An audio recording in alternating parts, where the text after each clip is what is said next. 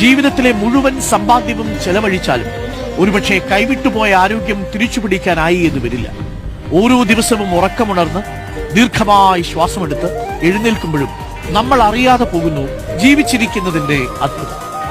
ലോകത്തെ ഏറ്റവും വിലയേറിയ കിടക്ക സ്റ്റാർ ഹോട്ടലിലെ കിടക്കയല്ല, ആശുപത്രിയിലെ കിടക്കയാണ്.